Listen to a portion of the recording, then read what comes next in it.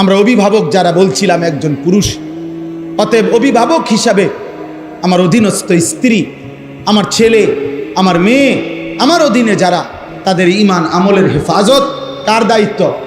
অভিভাবক। কার দায়িত্ব বলেন না কেন? অভিভাবক। অভিভাবক। 3 বছরের বাচ্চাটা সারাক্ষণ মোবাইল টিপে কেন? তার মা নাই? 12 বছরের ছেলেটা সারাক্ষণ মোবাইল টিপে কেন? কেন তার বাপ নাই? আপনি চিরানি খান, আপনি গাছনি কাটেন, কার জন্য আপনি রোজগার করেন? এত টাকা, এত ঘাম, এত পয়সা আপনি রোজগার করছেন ওর জন্য? কার জন্য বিল্ডিং করলেন? ও তো এক ওয়াক্ত নামাজ পড়ে না। এই দুশ্মন আমনের জন্য কি উপকারে আসবে? কথা বলে না। ওই বাপ, আমনে যে আজকে 60 বছর হয়ে গেল, আমনে যে 30টা বছর ধরে এই বাজারে মাথার ঘাম পায়ে ফেলাইয়া একটা একটা টাকা রোজগার করেন, ব্যবসা করেন, আপনার স্ত্রীও বেপর্দা, আপনার ছেলেও নামাজ পড়ে না, আপনার মেয়েও পর্দা করে না, আপনি এনে বাজারে ঘাম ঝরে আর তারা বইয়া বইয়া টেলিভিশনে ঘরে সোফাত বইয়া তারা নর্তকীর নাচ দেখে, নাটক দেখে, সিনেমা দেখে। আপনার ছেলে এলাকার আরো 2-4টা বখাটের লগে পুরা দমে মোবাইলে উলঙ্গ ছবি দেখছে, আর আমনের ঘাম বাইয়া বাইয়া পড়তেছে একটা একটা টাকার জন্য। এই দুশ্মন যারা, আল্লাহর দুশ্মন, নবীর দুশ্মন, ঈমান ইসলামের দুশ্মন, যাদের ওযু নাই, সেজদা নাই, নামাজ নাই, দ্বীন নাই, শরীয়ত নাই, এদের জন্য যে আপনি এত কষ্ট করলেন, এরা আপনার দুনিয়ার কি কাজে আসবে, আখিরাতের কি কাজে আসবে? বলেন অভিভাবক। আর দরকার আর আইতাম না কোনোদিন, আইজ গিয়ে কই যা আর আইলাম না। কইবেন আপনারা যে হুজুর এরম শক্ত হুজুর আর জীবনও আইলেন। একবারই আসা। আমি এক অস্থির মানুষ, যার জীবনের কোনো স্থিরতা নাই। আমি কখন কই থাকি, কি করি কিচ্ছু জানি না, নিজেও জানি না।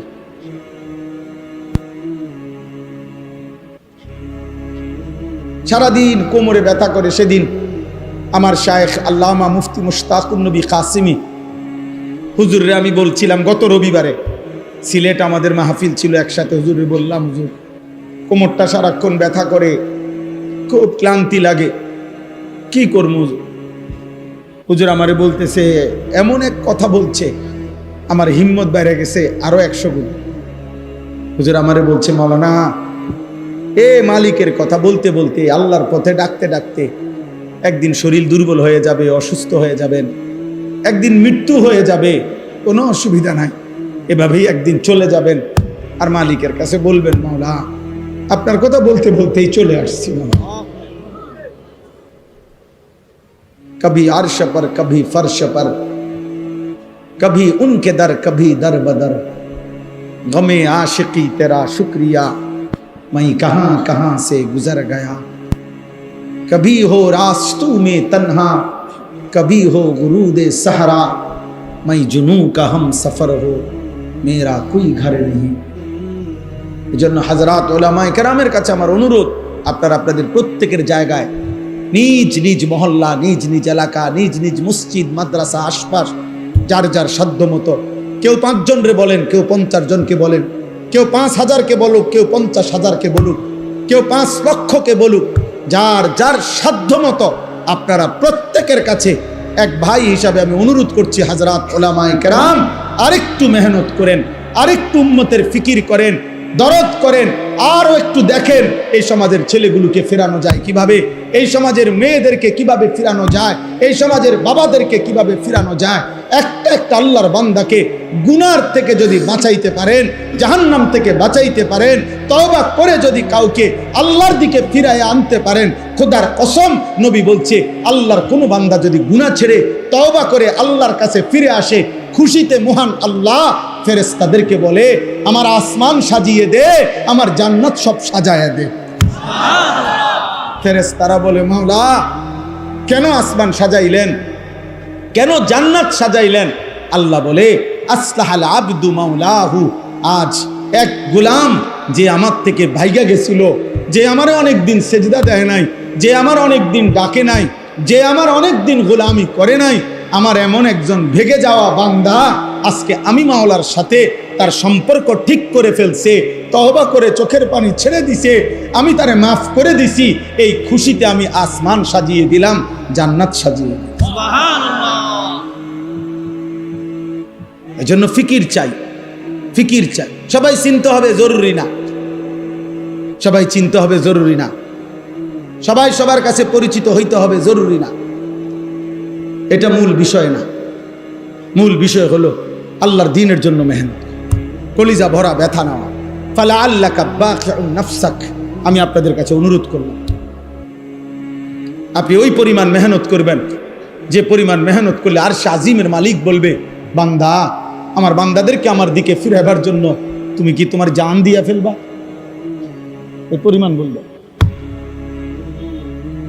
নবীকে আল্লাহ বলে নাই এ কথা যে বন্ধু আপনি কি মরে যাবেন? আরে আপনি কি জীবন দিয়ে ফেলবেন? এই পরিমাণ বলতে হবে। উম্মত গুনার সাগরে ঢেউ খেলতেছে। আপনারা বাচ্চা ছাড়া জানেন না, এক এক যুবক মোবাইলে রাত নাই দিন নাই, 3 দিনে 3 সপ্তাহ, 1 সপ্তাহ, 2 সপ্তাহ। আপনাদের কেউ যদি আজকে 30 বছর এখনকার বয়স যাদের 60, এই বাচ্চা ছাড়া আপনারাও যদি এমন কেউ থাকে যে গত 40 বছরে হয়তো উনি সবসময় টেলিভিশন দেখছে, এই 40 বছরে আপনি টেলিভিশনে যত নাটক সিনেমা না দেখছেন, ওই 4 দিনে তার চাইতে বেশি মহিলার ছবি দেখে গেছে। হিসাব বোঝেন নাই? আমি ওইটা সমর্থন করছি না।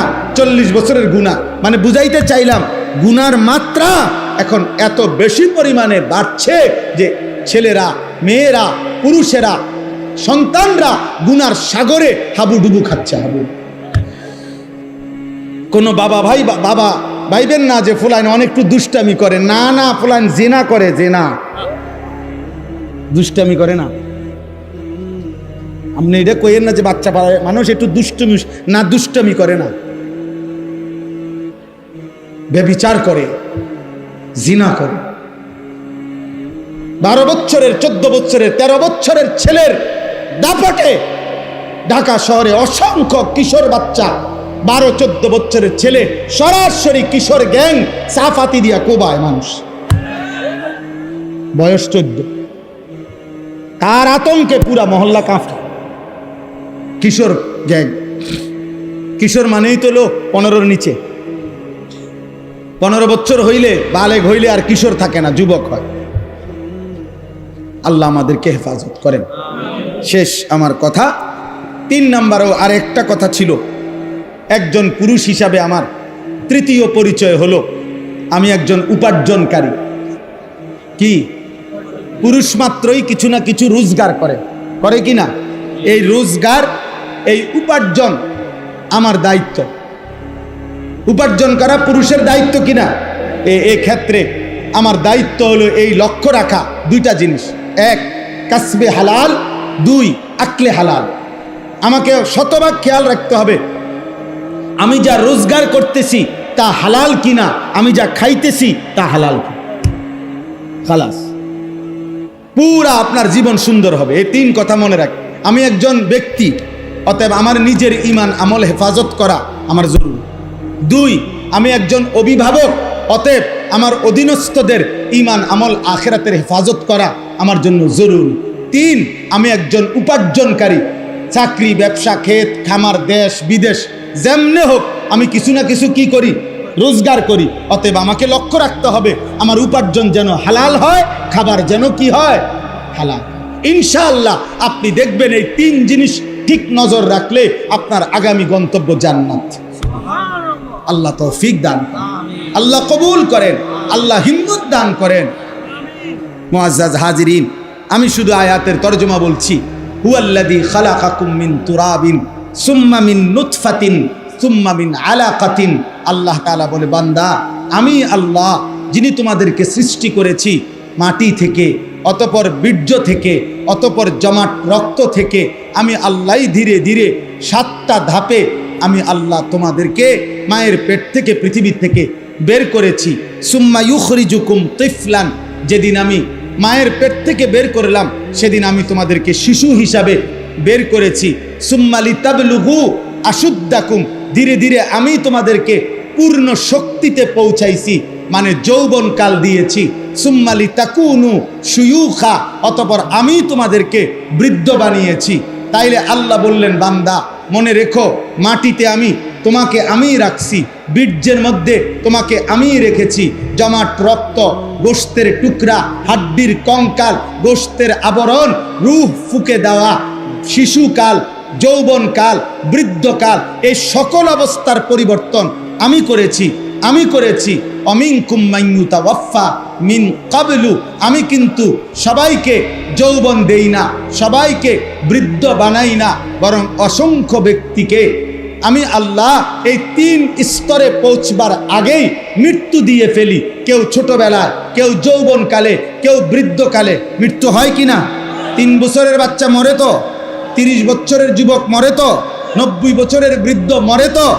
ওয়ালিতাবলুগু আজালাম মুসাম্মা, আমি কিন্তু প্রত্যেককে আমি আল্লাহর নির্ধারিত হায়াত আমি পূর্ণ করে থাকি। কাউকে অকালে মৃত্যু দেই না, বরং আমার ফয়সালা মতে মৃত্যু দেই। ওয়ালাআল্লাকুম তাকিলুন, আল্লাহ বলেন এই যে বিচিত্র অবস্থা, একবার মাটি, একবার বীর্য, একবার জমাট রক্ত, একবার গোশতের টুকরা, একবার হাড্ডির কঙ্কাল, একবার গোশতের আবরণ, আরেকবার রূহ ফুঁকে দিলাম, আরেকবার শিশু বানাইলাম, আবার যুবক বানাইলাম, আবার বৃদ্ধ বানাইলাম, আবার অনেককে বৃদ্ধ পর্যন্ত নিলাম, অনেককে তার আগেই মৃত্যু দিয়ে দিলাম। এই সবটা আমি আল্লাহ কেন করছি? এমন রকমের ওয়ালাআল্লাকুম তাকিলুন, যেন তোমরা বুঝতে পারো। কি বুঝতে পারো? যেন তুমি বুঝতে পারো আমার এই শরীর, আমার এই দেহ, আমার এই জীবনের উপরে আসলে আমার কোনো নিয়ন্ত্রণ নাই, আমার কোনো ক্ষমতা নাই। শিশু আমি কেন হলাম? আল্লাহ চেয়েছে। যৌবন আমার কেন পেলাম? আল্লাহ চেয়েছেন বলে। বৃদ্ধ আমি কেন হলাম? আল্লাহ চেয়েছেন বলে। আমি কেন হাসলাম? আল্লাহ হাসায় বলে। আমি কেন কাঁদি? আল্লাহ কাঁদায় বলে। আমি কেন সুখে আছি? আল্লাহ সুখে রাখছে বলে। আমি কেন দুঃখে আছি? আল্লাহ দুঃখে রাখছে বলে। আমি কেন সুস্থ আছি? আল্লাহ সুস্থ রাখছে বলে। আমি কেন অসুস্থ হলাম? আল্লাহ অসুস্থ করছেন বলে। আল্লাহ বলে, বান্দা অতএব তোমার যেহেতু কোনো অধিকার নাই, বরং আমার হাতে সব, অতএব তোমার আকল আর বুদ্ধি বিবেক দিয়ে তুমি ভাববা। ইনসাফের দাবি, বিবেকের দাবি, আকলের দাবি এটা যে আমি আল্লাহরই গোলামি করা, আমার ইবাদত করা, আমার হুকুমই মানতে। এটাই সত্যি। না তুমি তো তোমার কোনো কিছুর অধিকার নেই। আমি মন মতো বুড়ে যেতে পারবো? কথা বলেন না কেন? আমি মন মতো হায়াত টিকতে পারবো? তাহলে আমাদের নিজস্ব কিছু করার ক্ষমতা আছে? অতএব কার গোলামি করা উচিত? কার হুকুম মানা উচিত? এই কথাটাই আল্লাহ বলছে। অতএব আমরা প্রত্যেকেই নিজের যৌবনকে কদর করব, নিজের ঈমান আমলকে হেফাজত করব, আখলাককে হেফাজত করব। আজকের এই তিতাস উপজেলা ওলামা পরিষদের এই বর্ণাঢ্য আয়োজন আল্লাহ বরকত দান করেন, আল্লাহ তাআলা কবুল করেন। আল্লাহ তাআলা এই নওজোয়ান সহ ওলামায়ে কেরাম সকলকে ঈমান আমলের হিম্মত দান করেন, আমিন। কারো জনপ্রিয়তা দিয়ে কারো কিচ্ছু আসে যায় না। জনপ্রিয়তা এটা এক ধরনের ধোঁকা। দুনিয়া যেহেতু পুরাটাই আল্লাহ বলছে ধোঁকা, তো এখানের এই জনপ্রিয়তা এগুলোরও ধোঁকা। আমাল হায়াতুদ দুনিয়া ইল্লা মাতাউল গুরুর, আল্লাহ তাআলা বলছেন দুনিয়ার জীবন ধোঁকা, ধোঁকা সব। এজন্য জনপ্রিয়তা দিয়ে কোনো কিছু আসে যায় না। শুধু শুধু হই হুল্লুর হাঙ্গামা করার কিচ্ছু নাই ভাই। আমারে যদি মনে করেন 1 কোটি মানুষ চিনে, আমার কবর রাজাব মাফত, তাহলে আমি এটা দিয়ে কিনব? আমি এই পরিচিতি দিয়ে কি করব? আমারে যদি 10 কোটি মানুষও চিনে, আপনাদের কারো কবর রাজাব মাফত, তাহলে আপনাদের কি লাভ? আমারে না চিনে আপনাকে কি? আপনাদের কি অর্জন এতে? আমারে চিনলে আপনার লাভ কি? আপনি লাফান কিনতে।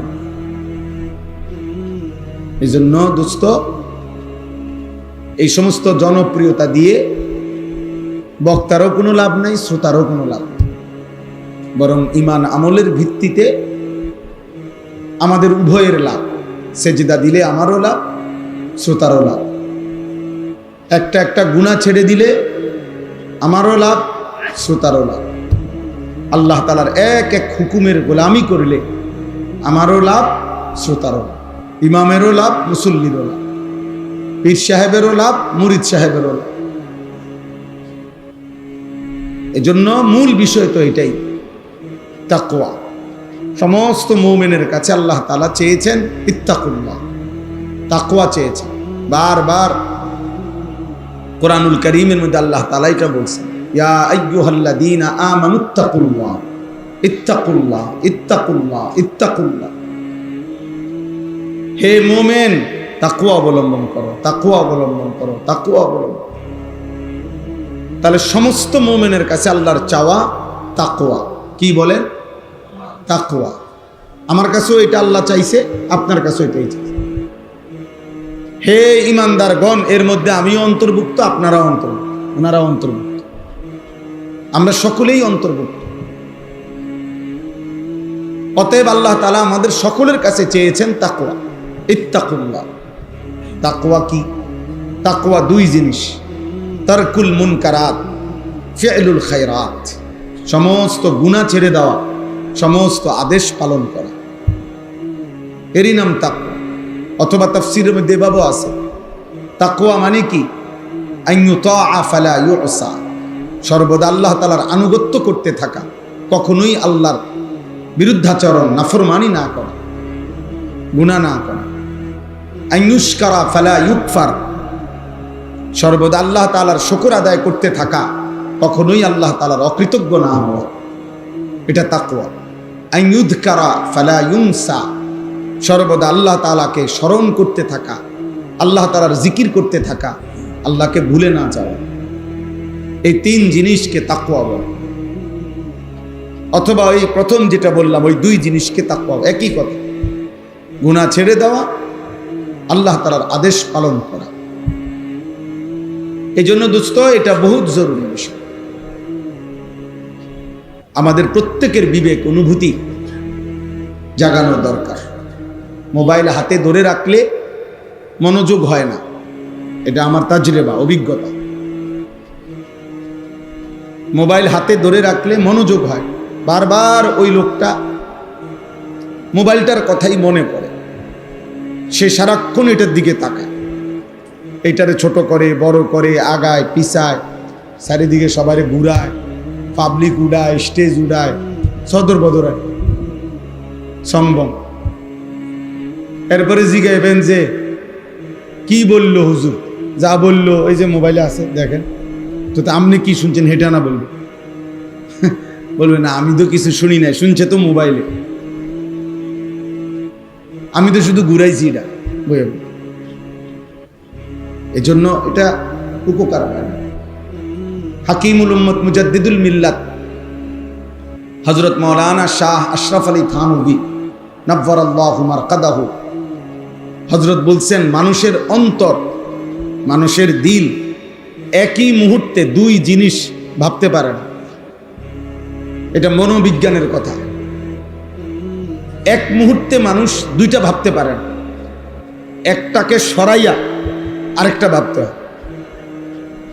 এজন্য কারো দিলের মধ্যে যদি এই মুহূর্তে মোবাইলের কল্পনা থাকে, তো নিজের কল্পনা আসবে না, নিজের ঈমান আমলের অনুভূতি জাগবে না।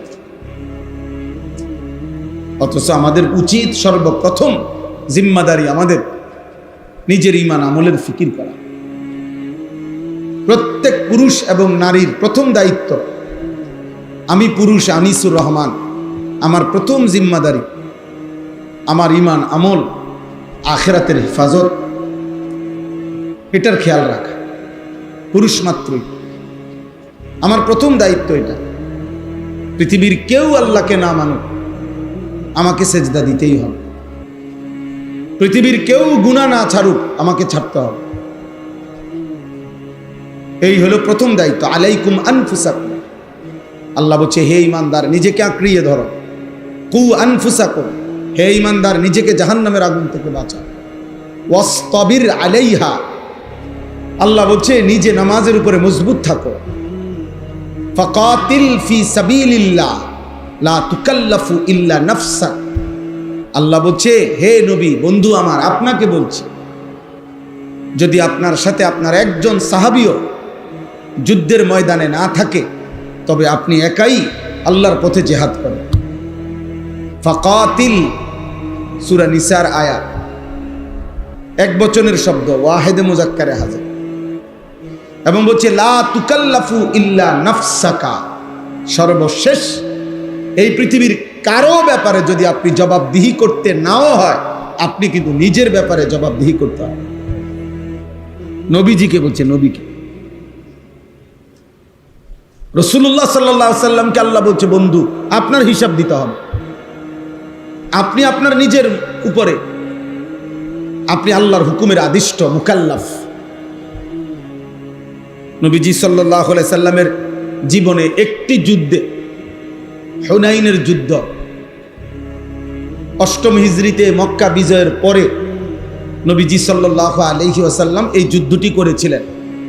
ওই যুদ্ধে ১২,০০০ সাহাবী নবীজির সাথে ছিল, কাফের ছিল মাত্র ৪,০০০। এই একটাই নবীজির জীবনের যুদ্ধ, যেই যুদ্ধে কাফের ছিল কম, মুসলমান বেশি। কিন্তু ওই যুদ্ধে কাফেরদের প্রথম আক্রমণে এমন তীব্র আক্রমণ করছে তারা, মাত্র ৪,০০০। ১২,০০০ সাহাবী একসাথে নবীজির সঙ্গ ছেড়ে দিয়ে যুদ্ধের ময়দান থেকে ছিন্ন ভিন্ন, ছত্রভঙ্গ হয়ে গেছে, যে যেদিকে পারছে সরে গেছে আক্রমণের চোটে।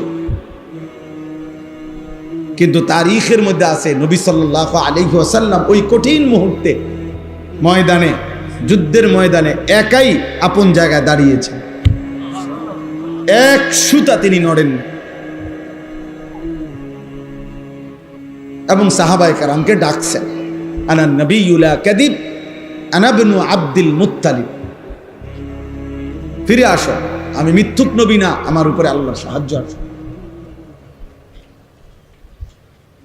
তাইলে নবীজি সাল্লাল্লাহু আলাইহি সাল্লাম যদি বলতেন, মাওলা আমার সাথে ১২,০০০ ছুটে গেছে, এই জন্য আমিও ছুটে গেছি, না, আল্লাহ বলবেন, বন্ধু ১২,০০০ সাহাবী ছুটে যাক, আপনি দৌড় দিলেন কেন? আপনি তখন হয় হেরারটা হেরার রাজি গেল, আপনারটা বলে, আপনি দৌড় দিছেন কেন? এই জন্য নবীজি দেখাইছেন যে না, আমি দৌড় দিইনি, আমি আপন জায়গায় দাঁড়িয়েছি। কেন? ফাকাতিল ফি সাবিলিল্লাহ, আল্লাহ তো আমারে বলছে প্রয়োজনে আপনি একাই আল্লাহর পথে যুদ্ধ করবেন। আল্লাহ তো আমাকে বলছে আমি শেষ, আমি আমার হিসাব দিতে হবে।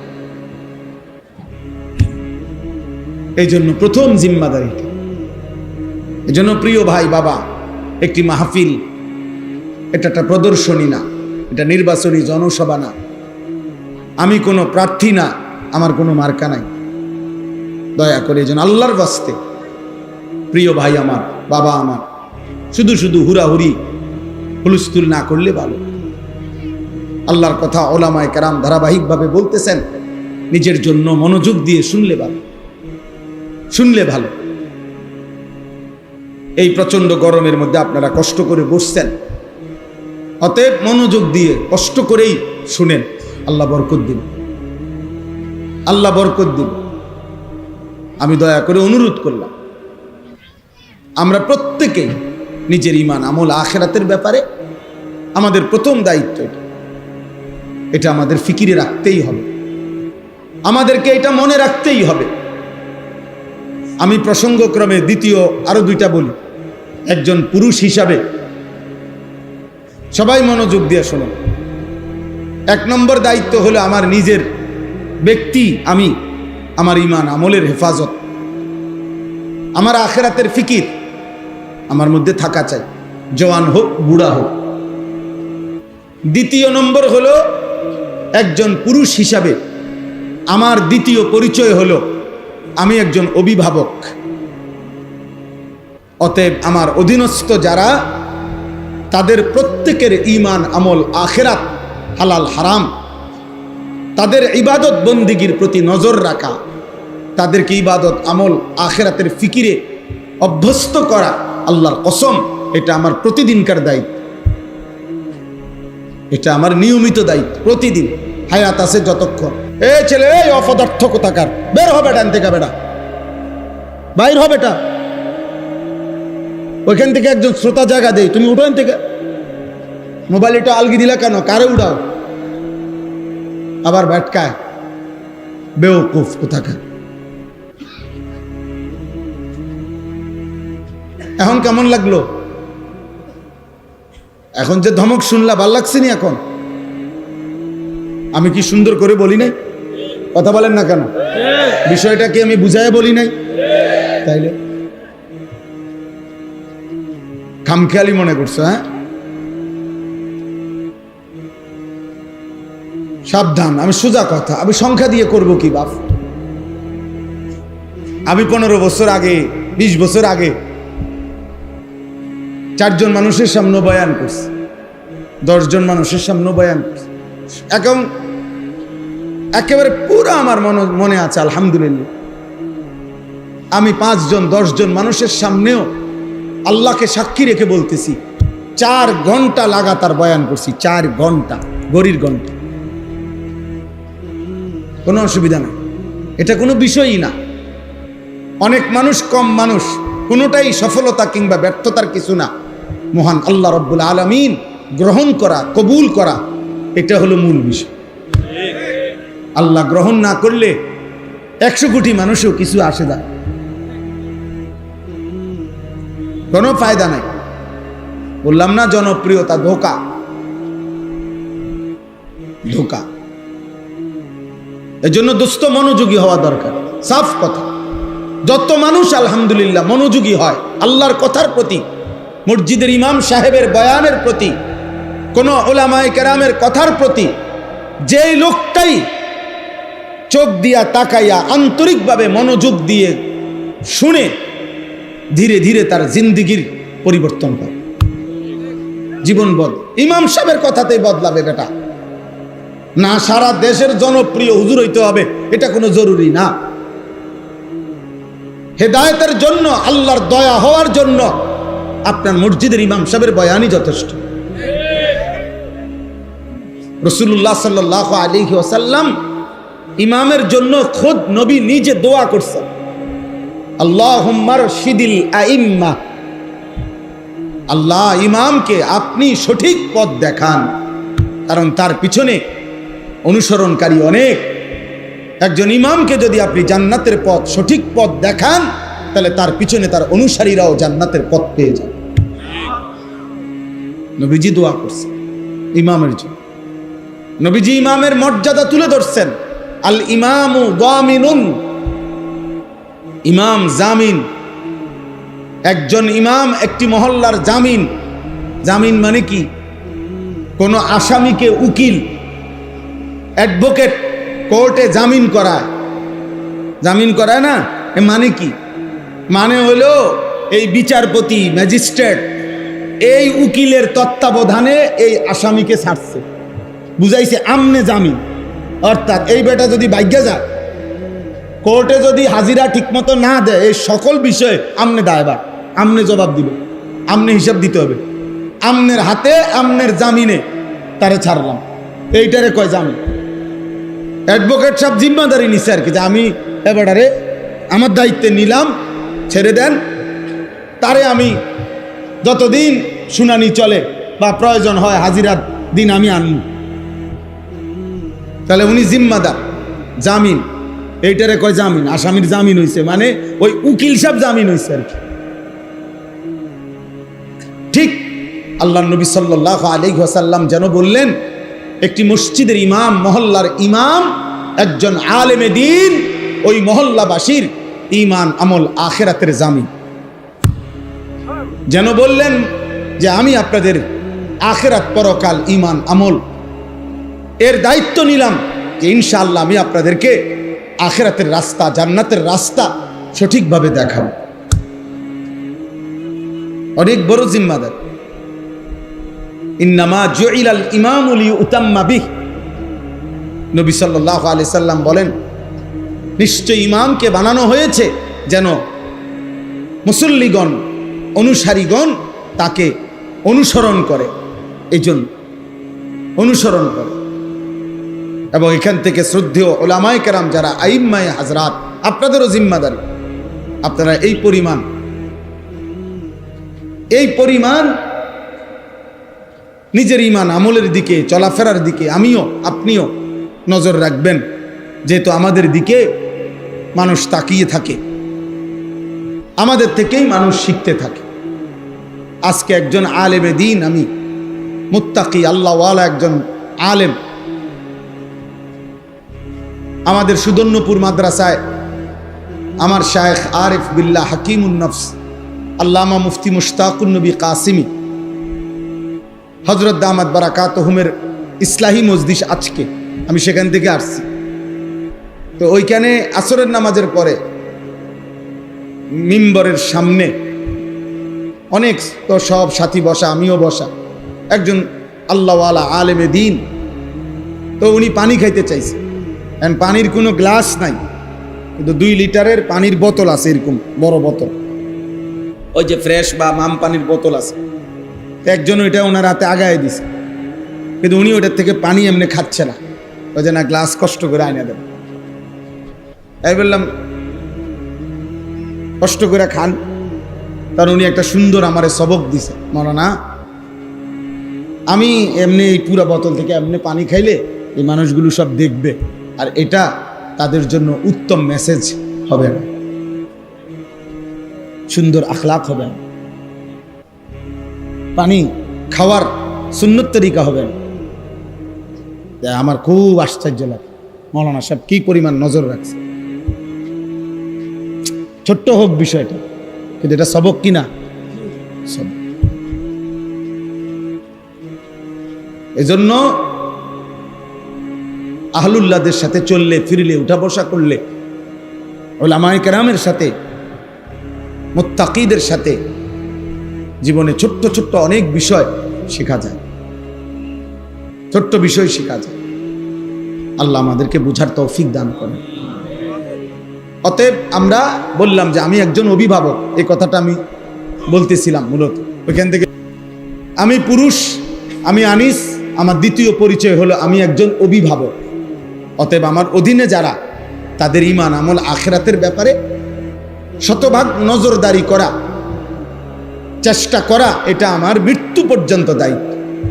হুজুর বলছি 2 দিন, বলছি মনে 200 বার বলছি, এত 200 বার বলার পরে আর বলার দরকার নাই, এই অনুমতি আপনারে কে দিল? হুজুর বিশ্বাস করেন, তার এমন হয় যে 2টা বছর বুঝাইছি না, শেষে বুঝিতে আর নামাজ পড়তো না, অতএব এখন ছেড়ে দিছি। কারে জিগায় ছেড়ে দিছেন? আপনার মেম্বারের সিদ্ধান্ত দিছে নাকি? আপনার চেয়ারম্যানও বলছে নাকি যে আর কইও না? 2 বছর পরে কি আর মানুষে কয় এটা নিয়ম? না, ছেড়ে দেওয়ার কোনো সুযোগ না। আমার অধীনস্থদের, আমার নিজের ঈমান আমল, আমার আখিরাতের ফিকির, আমার গুনাহ থেকে বাঁচার চেষ্টা, আমার নেক আমল করার চেষ্টা অব্যাহত রাখা, এটা আমার কোন দিন পর্যন্ত দায়িত্ব? হাত্তা ইয়াতিয়াকাল ইয়াকিন, মৃত্যু আসা পর্যন্ত আমার এটা দায়িত্ব। হুবহু আমার অধীনস্থদের ঈমান আমল আখিরাত, পাক নাফাক, হালাল হারাম, ইবাদত বন্দিগির নজর রাখা, খোদার কসম এটাও আমার মৃত্যু পর্যন্ত না, আমার অধীনস্থ। আচ্ছা আমি আমারটা বুঝাই। আমার অধীনস্থ, যেমন আমি একটা উদাহরণ দিলে আপনারা বুঝবেন। যেমন আমি আনিসুর রহমান, আমার অধীনস্থ কারা? আমার একজন স্ত্রী আছে, বিবি, সে আমি তার জিম্মাদার, এ আমার অধীনে সে। 2, আমার 4টা ছেলে মেয়ে আছে, আমার 4 জন ছেলে মেয়ে, ওরা আমার অধীনে, আমি তাদের অভিভাবক। 3, আমার গাড়িতে আমার 2 জন মানুষ আছে, সবসময় আমার সাথে থাকে, একজন ড্রাইভার, একজন আমার খাদেম ছেলে হাফেজ সাহেব। এরা 2 জন আমার অধীনে, আমি এদের অভিভাবক। 4, আমার একটা ছোট মাদ্রাসা আছে কুমিল্লা ক্যান্টনমেন্ট ময়নামতি সাহেবের বাজার, সেখানে 34 জন শিক্ষক কর্মচারী আছে, স্টাফ আছে, আমি তাদের অভিভাবক, তারা আমার অধীনে। ওইখানে 500 জন ছাত্র আছে, 494 জন, ধরেন 500 জন, এই 500 জন ছাত্রের অভিভাবক আমি, তারা আমার অধীন। এলে এই মানুষগুলো, এই যেগুলোর কথা আমি বললাম, আমারটা আমি বললাম আর কি, আমি কমপক্ষে এদের ঈমান আমল আখিরাতের ব্যাপারে যত্নবান হওয়া, আমার সর্বাত্মক চেষ্টা করা, আল্লাহর কসম এটা আমার জিম্মাদারি।